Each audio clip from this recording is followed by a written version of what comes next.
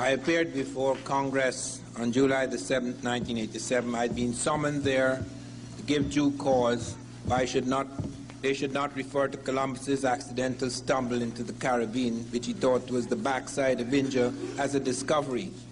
I remember when I entered the chamber, this gentleman, head of the Quincentenary Commission, came up to me and said, "You don't mean to say you come here to say Columbus did not discover America?" I said, "Yes." He said, "You must be mad." I said, "You look mad to me too." As a result of my presentation, Congress decided to delete the word discovery from official documents.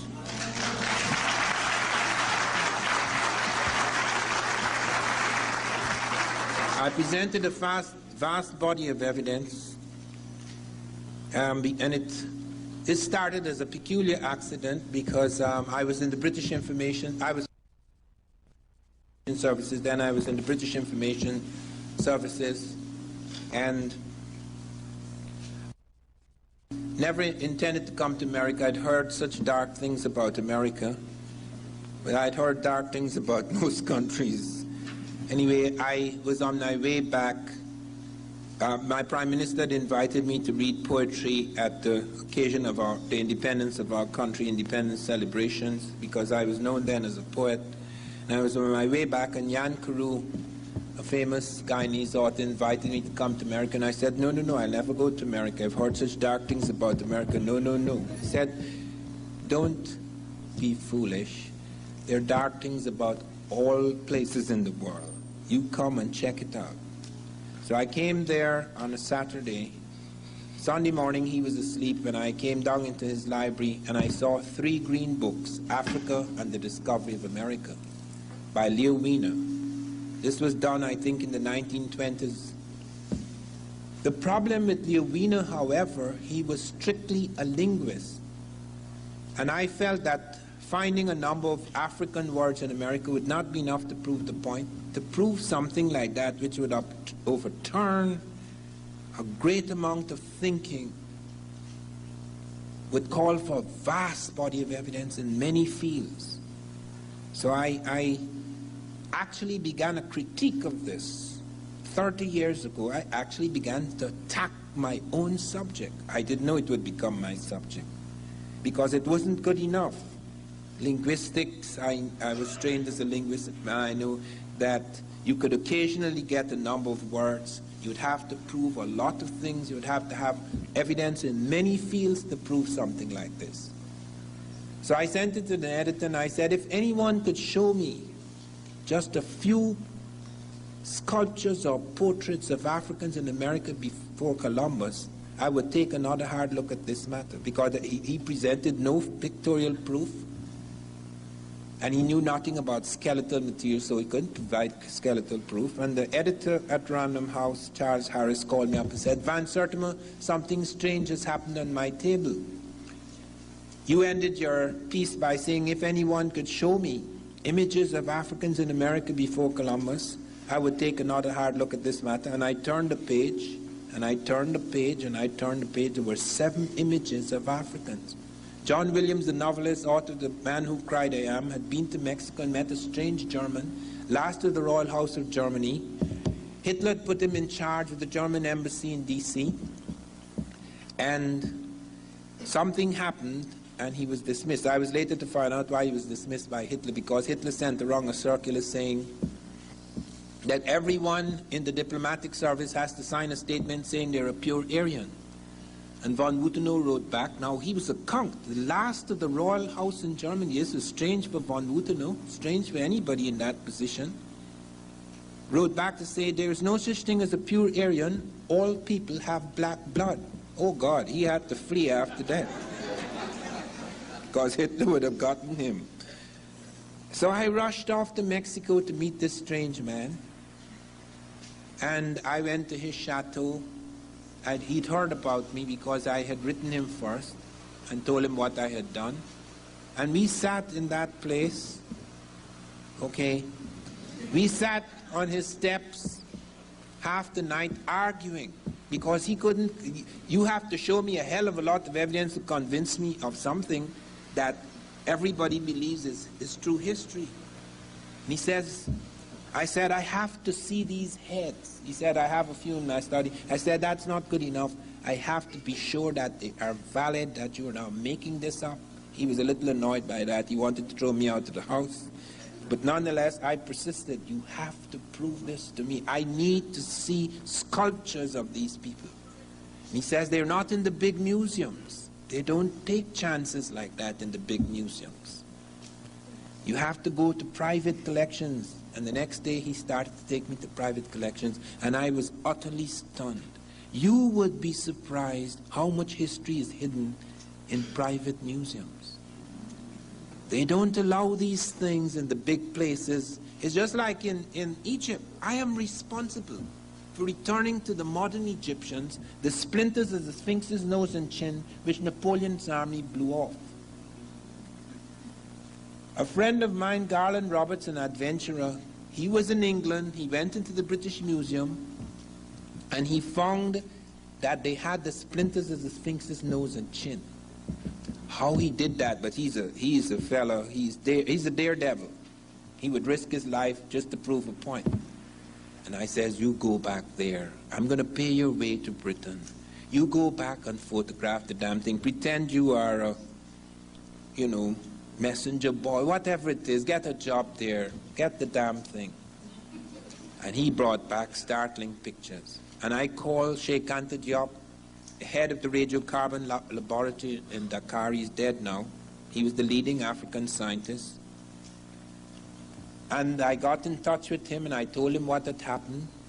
And I got in touch with Gamal Abdel Mokhtar, the Arab delegate at UNESCO. Sheikh Anta was at UNESCO too.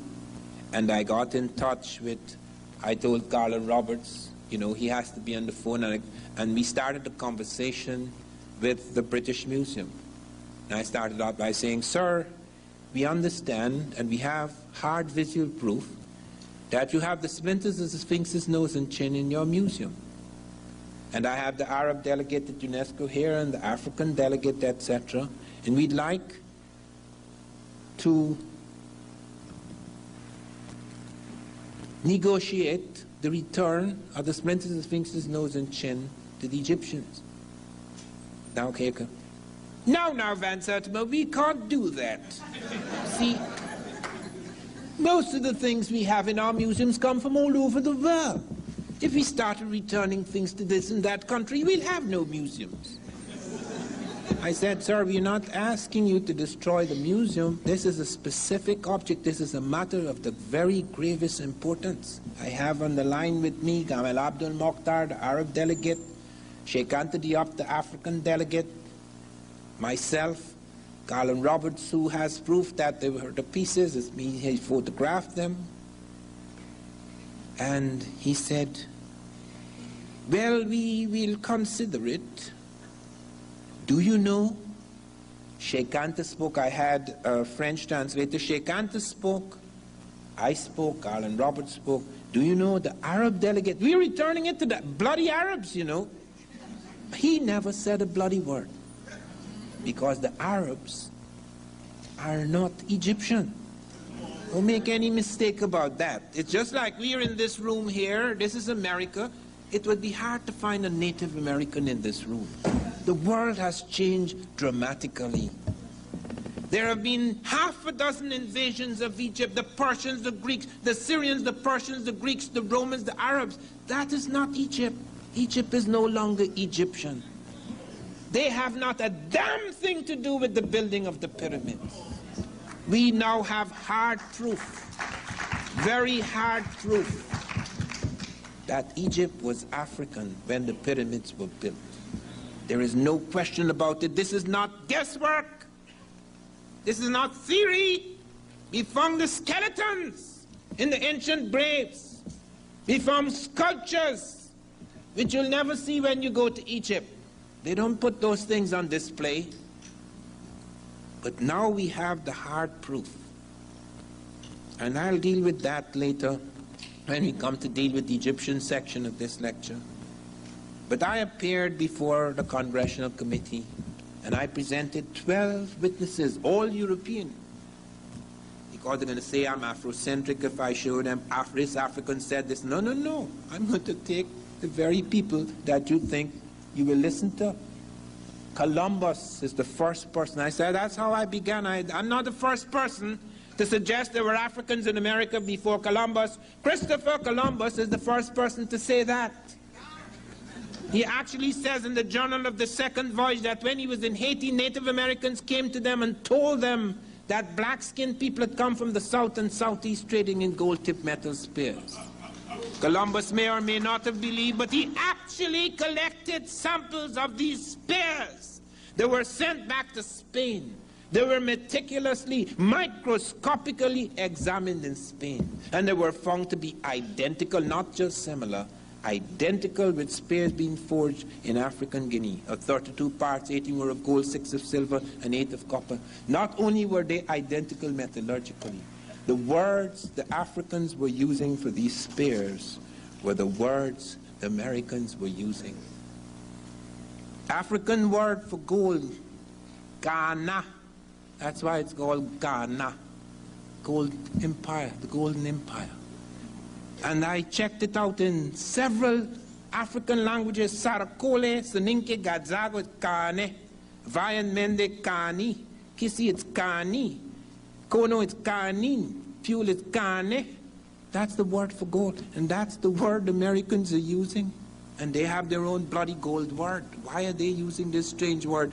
And presenting material which, when checked out, when the metallurgists checked it out in Europe, they found the spears were identical in their ratio of gold, silver, and copper alloys. How could you have linguistic and metallurgical identities like that? It is utterly impossible. Not only that, I then went beyond that. I not just showed Columbus. Ferdinand wrote a book about his father, and he said, my father told me that he saw Negroes north of Honduras. Columbus knew what a so-called Negro looks like. He was in Africa. That's how my book began. Columbus sitting at a table in Africa, arguing with the Portuguese. I tracked this man down. It is possible when you become very famous, people could track every little thing. Who you slept with, who you tried to kill, who slept with your wife or your husband, everything. And one found a hell of a lot of stuff on this clown, or rather this villain. He did some horrible things. He's known as the Great Discoverer. Ferdinand said, my father told me he saw Negroes north of Honduras. He not only heard of them in Haiti, he actually saw them north of Honduras. Vasco Núñez de Balboa, on September the 25th in the year 1513, I've got it down to the day. He's coming down the slopes of Guaracu in Darien, which we now call Panama. And he and his men saw 2 tall black men among the Native Americans. They are startled. They haven't brought no black people there. Several of them commented it. Peter Martyr said they must have been shipwrecked. Then he also said they were Ethiopians. Well, Ethiopians, the word Ethiopian is not used for people of Ethiopia. The reason why Ethiopia gets that name, Ethiop means burnt skin. People of burnt skin would generally call them Ethiopians. So it's not referring to Ethiopia. Peter Martyr said they must have been shipwrecks. Lopez de Gomara said these blacks Balboa saw in the Indies were identical with the blacks we saw in Guinea. Rodrigo de Colmenares saw blacks. Captain of Balboa saw blacks east of the Gulf of San Miguel. Alphonse de Catafalque reported in his book, Study of Panama. L'Abbé Brasseur de Bourbourg was the guy who went to Panama, said there were 2 distinct people in Panama. The Mandinga, black skin, and the Tule, red skin. The red skin would be the Native American. And Alphonse de Catafalque presents us with a map showing blacks in various places in early America. The Charus of Brazil, the Yamasee of Florida, and the Caribs of the black Caribs of St. Vincent, pre-Columbian. Alonso Pons cites them off Campeche in Mexico. River Palacio cites them off Tegucigalpa in the Nicaraguan, Honduran border. Ramon Pane, priest, speaks of them as the black gold traders. Fray Gregorio Garcia cites them off Cartagena, Colombia. A dozen Europeans, Christopher Columbus, Ferdinand Columbus, Vasco Núñez de Balboa, Peter Martyr, Lopez de Gomara, Rodrigo de Colmenares, Alfonso de Catafags, L'Abbé Brasseur de Bourbourg, Alonso Pons, River Palacio, Ramon Pane, Fray Gregorio Garcia, seeing things that are not there. Probably blacks are haunting their dreams. It's absurd. You cannot have 12 eyewitnesses to an event that never happened. And I have not just 12 eyewitnesses. That is just one piece of evidence. I have 12 pieces. So it's not just the eyewitnesses, there's the metallurgical evidence. That it was tested. They were found to be identical in the ratio of gold, silver, and copper alloys as spares being forged in African Guinea. 18 parts gold, 6 silver, 8 copper. How could you have identities like that? Then there's the linguistic identities, which I just mentioned. Saracolis and Inki, Gadzago, Vai, Mende, Kisiko, Nopul went through half a dozen African languages to check out the word. And they're using the same bloody word that the Americans are using. How is that possible? If it was a European, you only need one piece of evidence. I'm giving you 7. How could you deny that? And it doesn't stop there. There is the botanical evidence. Take the banana. We use the word banana for the banana, but that's not the African word for the banana. The word for the banana is bakoko in Africa. Banana is an Arab word. The Africans didn't have bananas. The bananas were introduced into Africa by the Arabs very early, and they have a different word for it. They do not have banana. They have bakoko. I have checked the bakoko word because they found bananas in Peru. Peru didn't have bananas. Pre-Columbian Peru is not supposed to have, they didn't have original bananas. The banana, the reason why we found the banana is because when they buried their dead, they would have ceremonies every year, the year of the day of the death, and they would put fruit in the grave, and among the fruit they put in the grave was the banana. And they do not originally have bananas. That has been checked out. It's only found in these graves. If they were eating the banana, we'd find other kind of evidence. And the word for the banana in Peru is the same as the word for the Africans have. We call it banana, but the Africans call it bakoko. So I started checking out the words in Peru. How did this banana appear? They don't have bananas at that time in South America. And found in Galibi it's bakuku, in Oyapock it's bako, in Oyampi it's these are all South American languages. In Oyampi it's bako me, and Tupi is bako ba, because pa and pa are interchangeable plosives.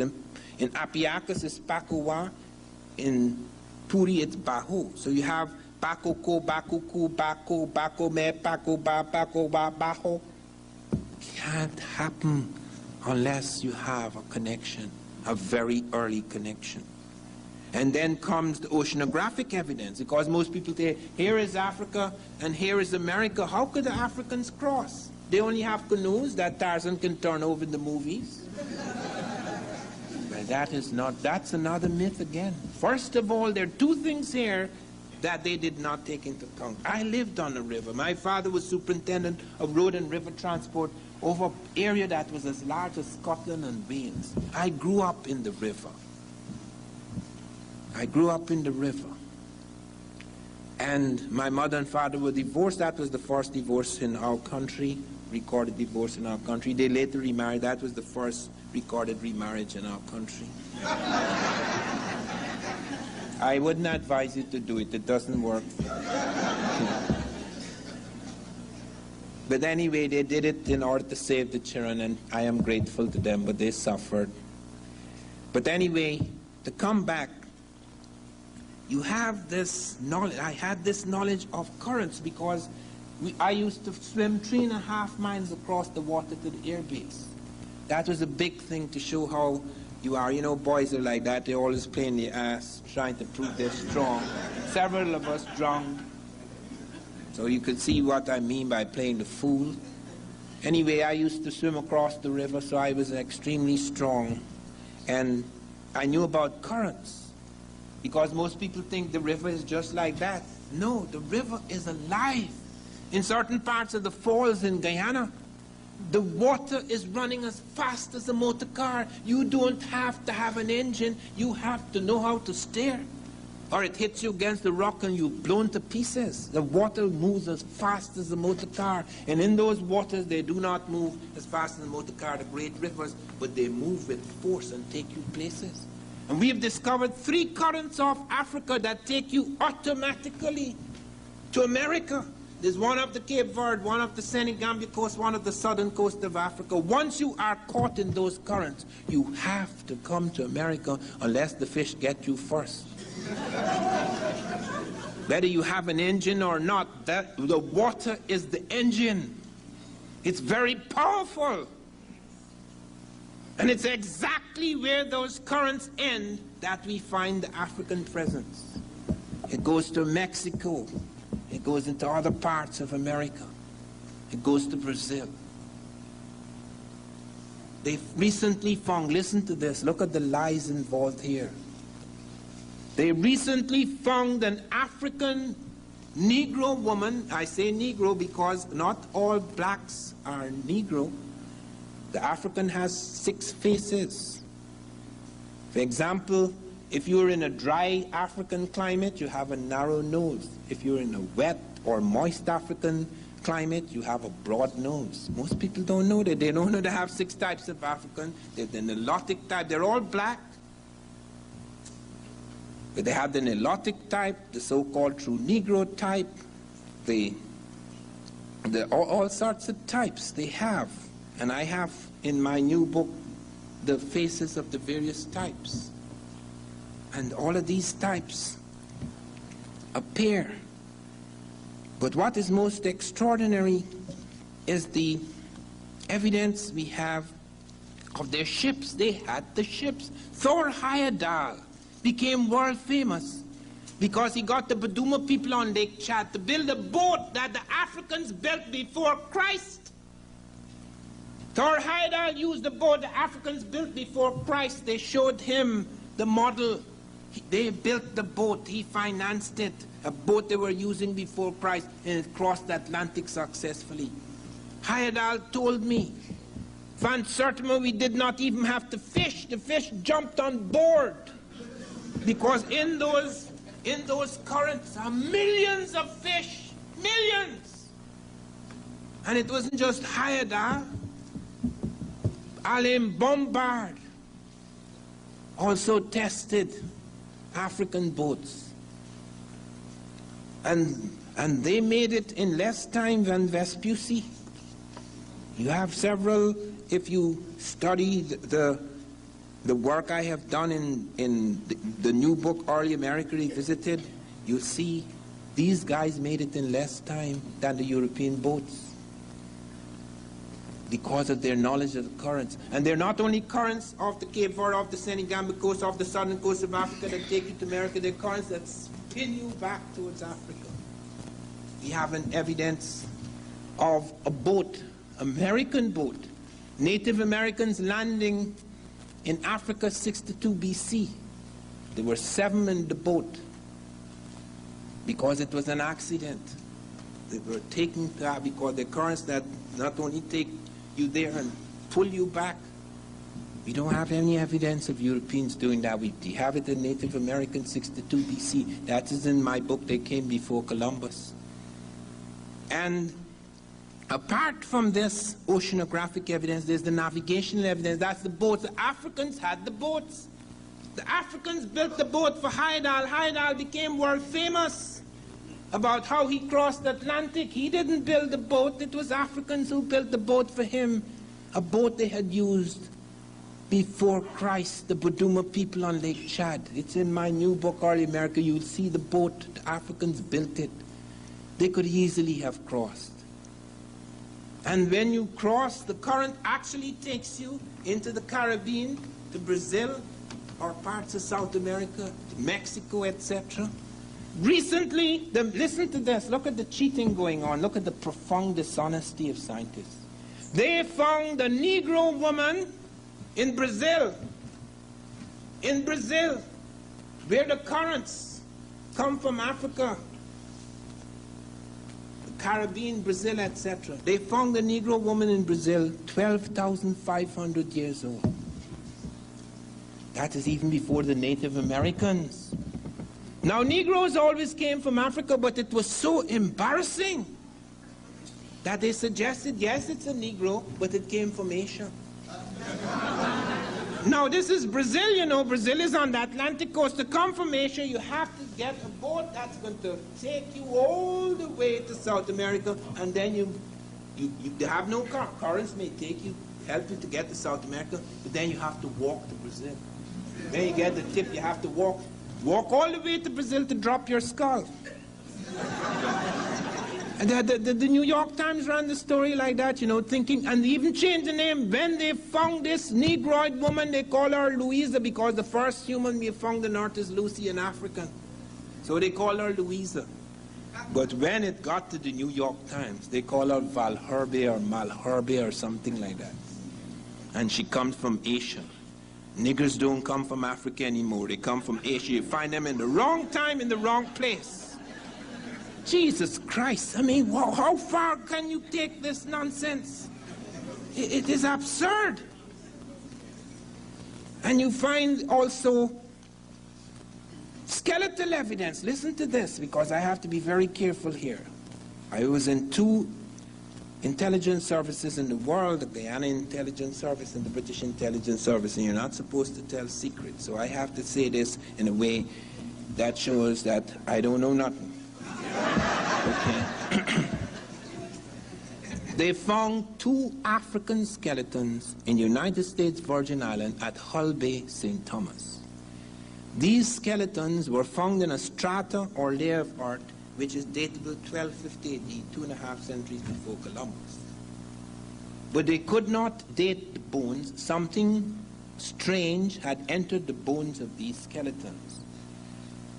Now, I know why something strange had happened, why something strange had entered, because of something that was done in that area, and I'm not allowed to talk about it. All I could say is not far from Cuba, and Cuba was giving us some trouble, and we had to tell Castro, come on, we're the world power, so don't play the fool with us. We'll teach you a lesson. That's all I'm allowed to say. But I went down to the Virgin Islands when I heard about these skeletons. And they promised, I shamed Vesalius, the archaeologist at the island. I spoke to the whole university, a big crowd, shamed him. He said he'd allow me to see the skeletons. Come there by 12 o'clock the next day. I arrived 10 to 12, raced across the island. Arrived at 10 to 12. The door was locked. Well, I am a very nice person, but when I get angry, I'm not very nice. So I ran at the door, wham! Shook the place. The police came out. What are you doing here, sir? I was invited here. You know the place, don't you see the place is closed? Yes, sir, but it's very strange that it should be closed. I was invited here, I was to come here by to move along, sir, or we have to arrest you. Well, I moved along. But fortunately for me, friends on the island who'd heard of my interest, and I'd spoken to the university there, they took me to a rock pool at St. John. That was St. Thomas where they found the skeletons. They took me to a rock pool at St. John's in the Virgin Islands. And they wanted to show me carvings of tropical animals. When I saw these carvings, I said, no, that is not evidence. Those tropical animals are in both places, both Africa and America. But as I was preparing to leave, the light of the sun shone on the rock, just above the rock pool. And I looked down and I saw a strange formation, dots and crescents. And I said, nature cannot do that. Nature cannot do that. It's because it will wash against the rock and it may cause a kind of cleavage in the rock, but it can't make perfect curves and dots and curves. It cannot do that.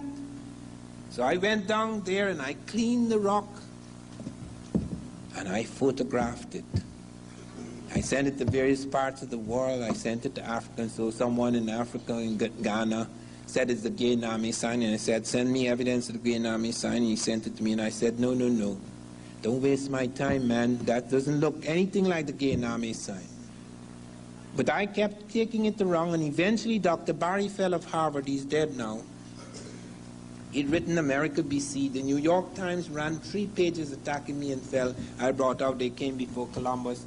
Barry Fell brought out America BC. He was dealing with other kinds of contacts. I was dealing with the African contact. The New York Times ran 3 pages attacking me and Fell. They wouldn't even allow anybody in America.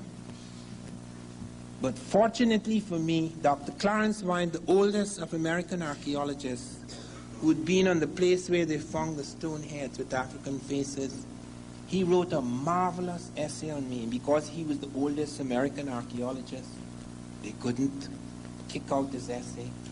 So he said, I am absolutely convinced of the soundness of Van Sertima's conclusions. So in spite of all that, it came through. But look now, the skeletons, we cannot move on, because recently we have another clown who's entered the Virgin Islands, and he's saying now that even though they're in strata 1250 AD, these skeletons could not be, could not be Africans because they have, could not be proper Africans because they have something teeth. You know, they have some problem with the teeth. And Africans cannot have that problem because they are some sort of nonsense, but they don't eat certain things. You know, so that they, I mean, the most absurd, I mean, it's, I find it difficult to remember it because it is so absurd, I do not know how long I could keep it in my golden brain. I mean, these people are awesome. I mean, look, what incredible evidence. If I did not find that script which was translated, plunge in to cleanse yourself, this is water for ritual ablution before prayer, because Barry Fell says, it's Libyan, so I sent it to the Libyan Department of Antiquities, and they came up with the translation. Plunge in to cleanse yourself, this is water for ritual ablution before prayer. And then comes a map. It's in my new book, a map of Brazil that shows independent black settlements in Brazil, pre-Columbian. And then comes the oral evidence in Mali. They speak of a king, Abu Bakr II, who wanted to cross the ocean because he felt there was land beyond. And he appears, the Mexicans report this strange black man in white robes appearing. And it is also reported by the Arabs because Mansa Musa went to Cairo. He's a Muslim, and he went to Cairo. When he was in Cairo, he talked about, they asked him, what happened to your brother? And he told him that he wanted to cross the ocean and he never came back. And it's recorded by the Arabs in Al-Kashandi and the Masalik al-Absar, Fir Mamalik al-Amsar, so that's the documented evidence. Then there's the iconographic evidence. So I've presented 12 pieces of evidence: eyewitness accounts, metallurgical evidence, linguistic evidence, botanical evidence, oceanographic evidence, navigational evidence, skeletal evidence, epigraphic evidence, the script, cartographic evidence, a map, oral evidence of the Mali Griers, documented evidence, the Arabs, Al-Kakashani, the Masalik al-Absar, Fi Mamalik al-Amsar, and the iconographic evidence. That is, you look at my book and you're going to see sculptures of Africans. There's everything. The texture of the hair, the shape of the faces, lips, noses, everything. And one of the things they found, and I'm not going to talk about it at this point in the lecture, later, they found something that is so astonishing that they are utterly embarrassed, and that was found after. But here is the 1310, 1311 journeys where I present 12 pieces of evidence. I did not know of an even earlier visit because that is what I presented to Congress, and they decided to delete the word discovery. So let me make it quite clear. Truth, trust that the ground will rise again.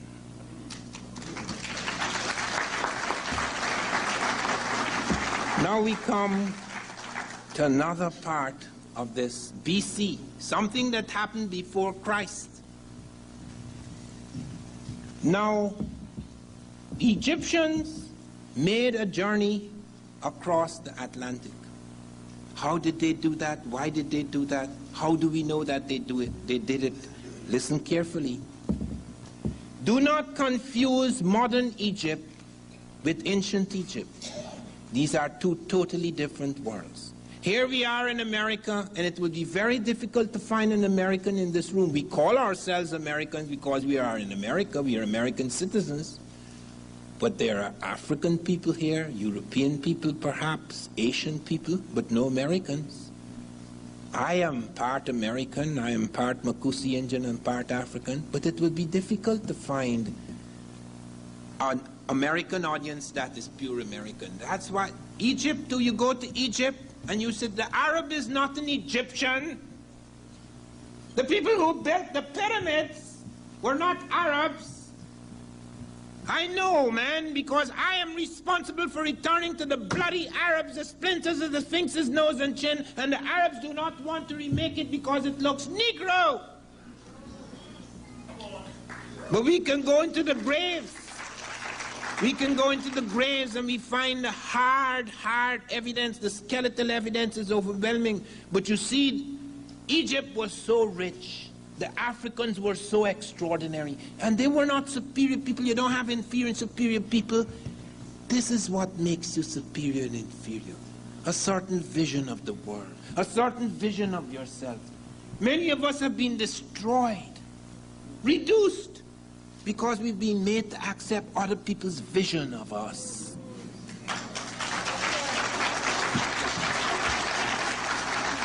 You look at Hitler. Hitler was a bloody lunatic. He threw him in prison in his early 20s. Hitler was walking about the prison like this. Guards bowed to him. That was an awesome person, boy. I mean, he was evil, but he was awesome. Napoleon, too. Napoleon wasn't even a Frenchman. Most people don't know that. I am destined to glorify a people I hate. Could you imagine that? That's Napoleon. I read his diaries. I am destined to glorify a people I hate. And then the one thing I regret most in my life, this is Napoleon. The one thing I regret most in my life is that I did not make Toussaint. I did not make the black Toussaint governor of Haiti. I blame it on my black wife. Do you know Napoleon was married to a mulatto from the West Indies, which we would call black hair? But do you know, she was the prejudiced one, not Napoleon. Napoleon wanted to make Toussaint governor of Haiti. His wife said, no, why would you give up territory to nigger? It's as crude as that. So bear in mind, here I am responsible. I financed a telephone link-up between Gamal Abdel Mokhtar, the Arab delegate at UNESCO, Sheikh Anthony Diop, the African delegate at UNESCO, myself, the representative of the British Museum, Garland Roberts, who found the pieces, and another gentleman who did translations from the French. And British began, no, Van Sertima, we can't do that. Because if we start returning this item and that item to this and that museum, we'll have no museum. I said, sir, we're not asking you to return everything from your museums. We're well aware of the things that have been taken from other museums and other places. This is a very specific thing. It is of no value to you. You can't show it. What is the point? You can't show the splinters of the nose. Nobody's interested in splinters. Put the nose back on. But the Arabs do. The Mokhtar, the Arab delegate, never said a bloody word. Boy, he don't want no nigger nose interfering with the tourist trade in Egypt.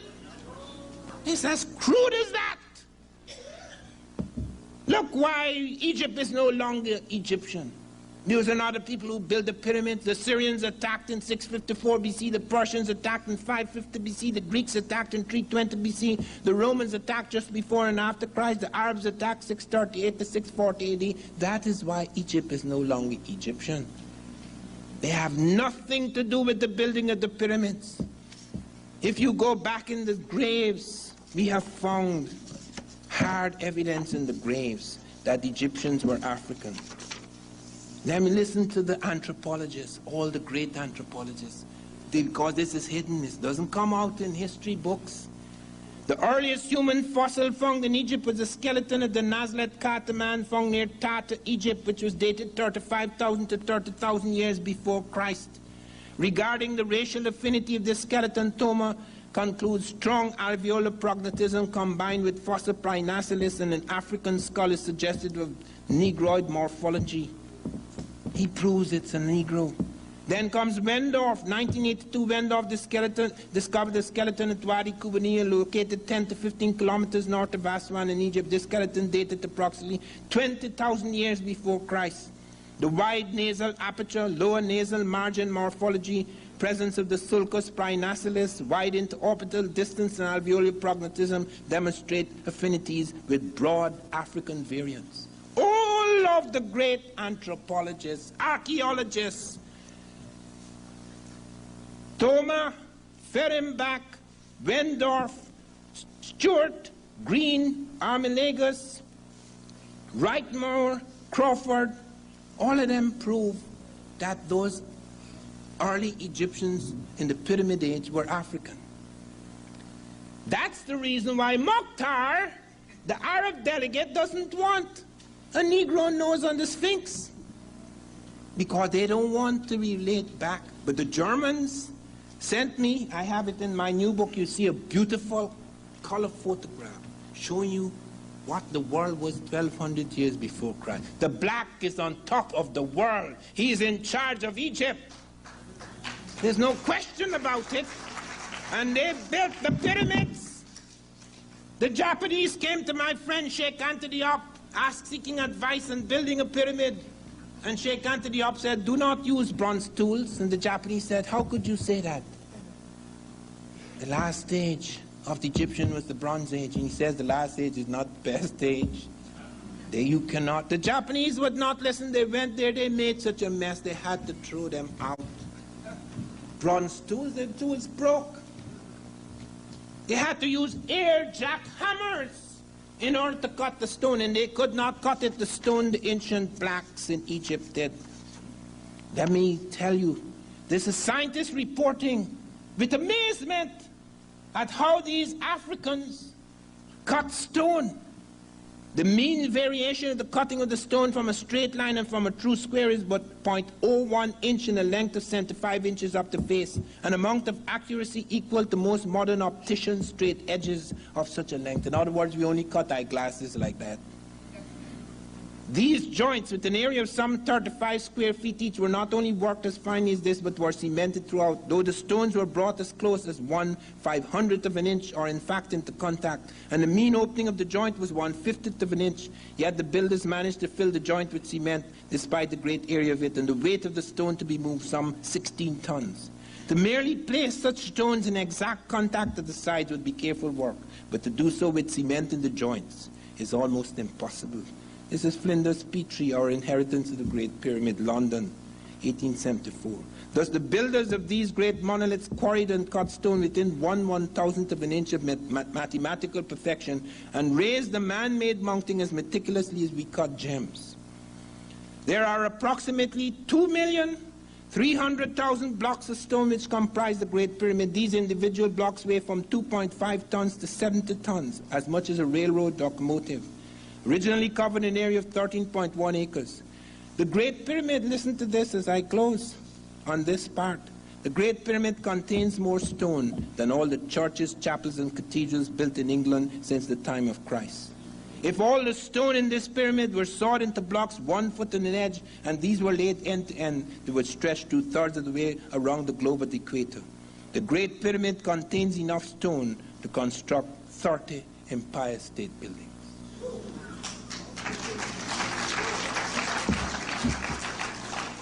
Now, if you really knew what the African was doing, most of us would not be behaving like inferiors. We'd have challenged the system long time ago.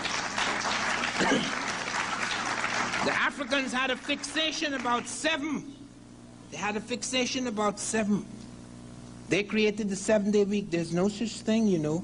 The Africans noticed in Egypt that there are 7 orifices in the human body. I can't mention all of them. There's 7 primary colors in the rainbow: violet, indigo, blue, green, yellow, orange, red. There's 7 notes in the musical scale. There's 7 layers of skin. There's 7 parts of the human brain. There's 7 parts of the human eye. 7 is critical in the ages of man. 7 is the age of reason. 14, 7 years later, puberty. 21, 7 years later, maturation. 7, 7, 7, 7, 7. That is why they created the 7 deadly sins. Christ was in Egypt. He's not an Egyptian, he's a Jew. He was born in Jerusalem, but he went to Egypt. Read Hosea, out of Egypt shall I call my son. He was brought back to Jerusalem, where he was crucified. 7 deadly sins, 7 cardinal virtues, 7 days of the week. That's, the Africans created the 7-day week. There's no such thing. 7, 7, 7, 7, 7. And then they sent out 7 ships across the water. Now they had intimate interconnections with the rest of Africa. We have found evidence of that. Lady Lugard reports a visit of Egyptian pharaohs to Hausaland. We have found, and here is where Diop was very helpful to me. Diop and Obenga. Obenga 2 weeks ago introduced me to an audience in California. Obenga is the most remarkable African scholar in the world at the moment. Sheikh Anta Diop was before, but he died. And I managed to make contact with these gentlemen. Sheikh Anta and I had a nice quarrel about tobacco, because Sheikh Anta was the only African who was allowed to examine mummies in a certain part of Egypt, and he found tobacco in this mummy, and I was explaining to him that the Africans have their tobacco, the Americans have their tobacco, and I was pointing out that certain distinctions could be made between the 2 tobaccos, and that in my book they're using the same term, and I explained why they're using the same term because of a certain kind of pre-Columbian contact, but that it's not the same tobacco. Well, Diop surrendered, and that he was a most remarkable man. I want to dedicate this lecture to him because he had the most profound impact on so many of us. We invited him to the Nile Valley Conference, and his plane crashed. He didn't die, and he had to be rushed from the burning plane, and I told him, do not come by plane the next time. You are to go and visit your wife in France, and then you're to do overland, and then you're to take another kind of ship, but do not let it be known where you're moving. Okay, we are not to talk on the telephone. We had to be very careful about that. Diop came to Atlanta. That was a marvelous occasion. He was the most remarkable man I have ever met. And we had these marvelous conversations, etc. But I knew he would die soon, because like John Clark, I noticed it with him too. They do not pay attention to what they're eating. After you get 60, you have to pay close attention to what you're eating. You can't just eat any old thing, because it dies there, and it's not buried easily. So be very careful. I'm 65, and I know. I exercise every day. Okay, and that's what saved my life last year.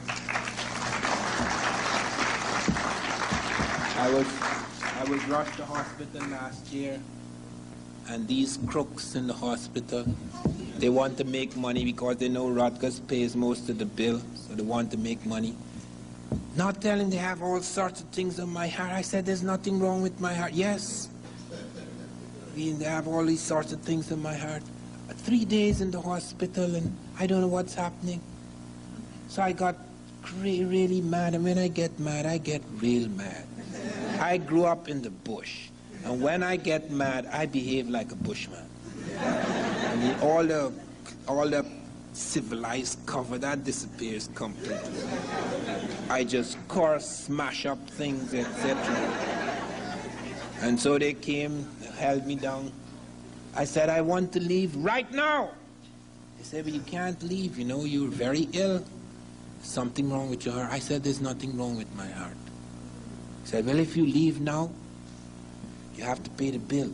I said, well, I've only been here 3 days. Yes, but your bill is $5,500. I say, well, I'll stay.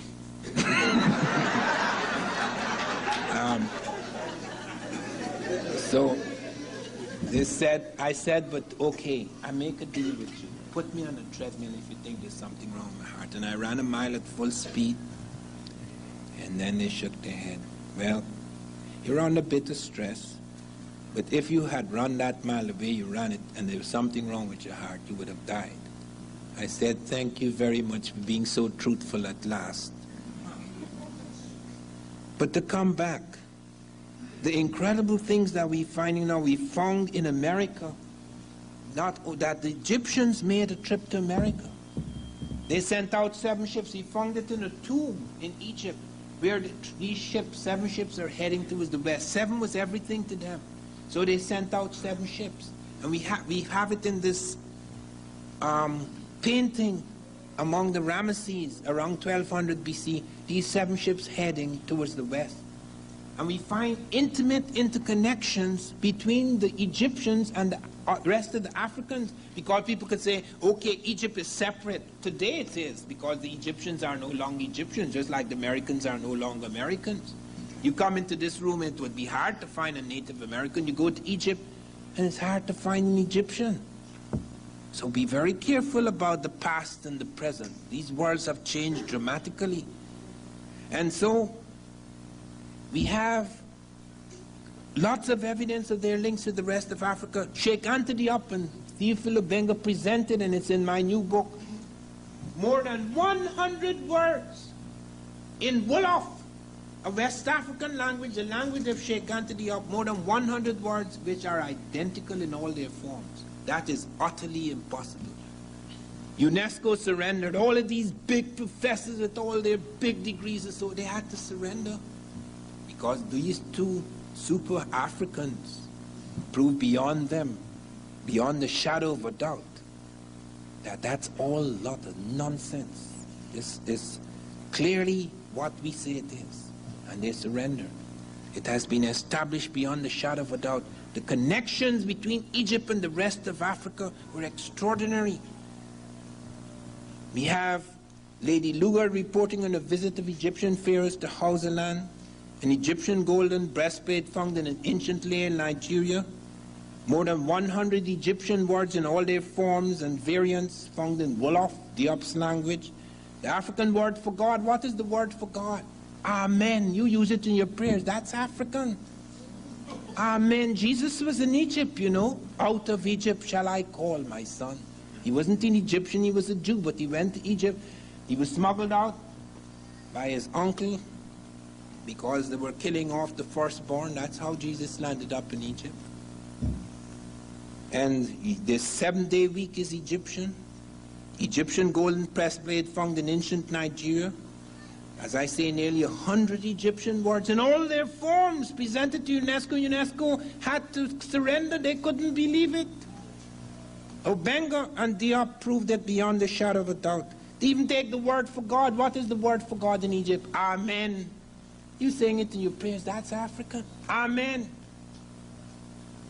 Amun and Amen is Egyptian, and Am is West African, comes from that, and Nyam is East African. So you have Amen and Amun Egyptian, and Am West African, and Nyam East African. Don't think everything is lost.